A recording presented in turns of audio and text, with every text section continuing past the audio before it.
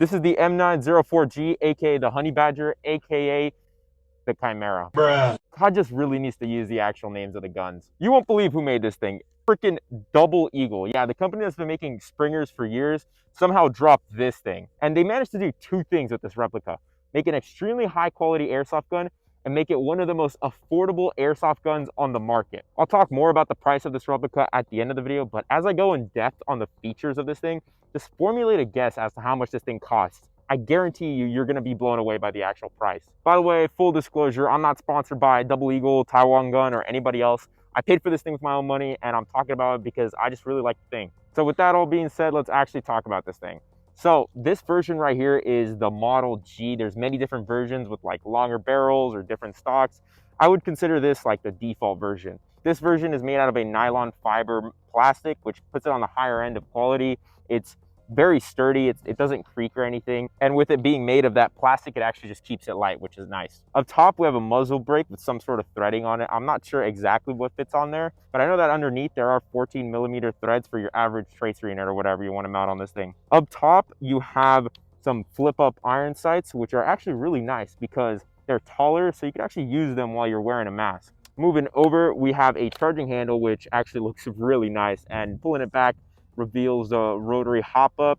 You know, it's the norm. So moving down, we have a ambidextrous fire selector, which is, you know, nice for all you wrong-handed people. We have a flat trigger, which is nice to shoot, and a handguard, which is very nice to hold. Moving over to the back, we have a 3-piece telescoping stock, which is kind of funny because the actual Honey Badger only has a 2-piece telescoping stock. So this airsoft gun is actually more versatile than the real one. You know, all that is well and good. It's a beautiful gun on the outside, but that's not what really makes this thing great. The internals is really what takes this thing to a whole different level. So inside you have Double Eagle's new Falcon version 2 gearbox, and with the current spring that I have in it, I get about 300 FPS with 0.20 gram BBs. Notice how I said with the current spring, because you could actually switch out the spring in this thing. All you have to do is remove the stock with one screw and turn a knob, and you can pull out the spring and put in another one. I love when airsoft guns allow you to change the FPS super easily because it makes them super versatile. That's not it for this thing.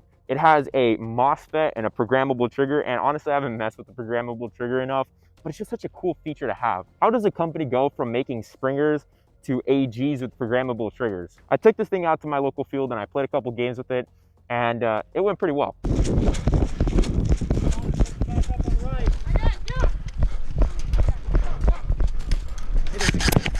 you go around, he's gonna be just to the right. To the flag, to the flag, to the flag!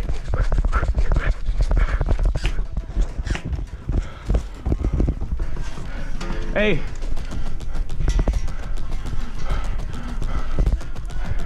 I got the flag, help me cover it!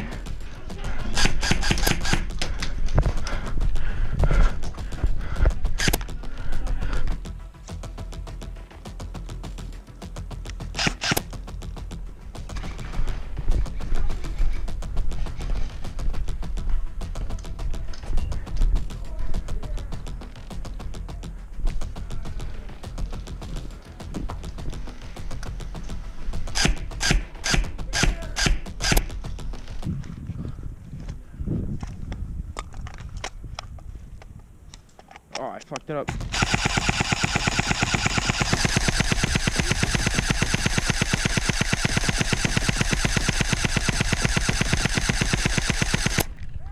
Okay, well.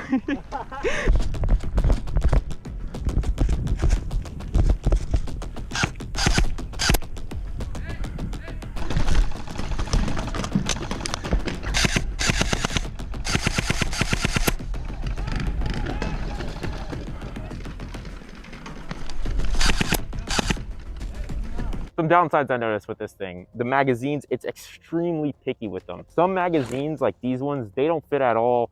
Some, like this one, fits, but it wobbles, and some just fit perfectly. So when you're picking a magazine for this thing, make sure you're getting the right fit. Also, the battery space is extremely cramped. The battery has to fit in this very small compartment here in the back of the stock, and there's virtually no space in there. So I had to go on Amazon and find this super small battery to use with this. Also, make sure that when you get a battery, make sure that it's wired DIN so that you're not bottlenecking the airsoft gun. And the handy dandy DINs to Tamiya adapter that it comes with actually takes up more space in the stock, which you really don't have So yeah, get something wired Deans. All right, how much do you think this thing costs? Best guess. Like 315. Remember I said I'll talk about the price of the thing more at the end of the video? Yeah, this thing comes in at $115. It's made by fucking Double Eagle and it's 115 bucks. my favorite. That's nuts. Okay, you could argue that since I got it from Taiwan Gun and shipping was like $40, that this thing really costs $150, but still, that's a really good price. By the way, check out Taiwan Gun, great website. $150 is an amazing price for an AEG in general, but for something with this many features, it's extraordinary. I would go so far as to say that if this thing was more accessible here in the United States, that it would be literally everywhere. This thing gives starting airsoft players a really good cheap entry option, and seasoned players a really good new airsoft gun. If you need a good airsoft gun for a good price, like, go get this thing. Like, this is the best you could get. All right, guys, that's basically it. Thank you guys for watching this video. Hit that like, subscribe button, and comment. I'll leave a link down below to where I got this from. I got it from Taiwan Gun. Again, not sponsored or anything, but that's just where I got it from. Random life advice. Discipline with the big things starts by being disciplined at the small things. So yeah, remember that. Have a good day.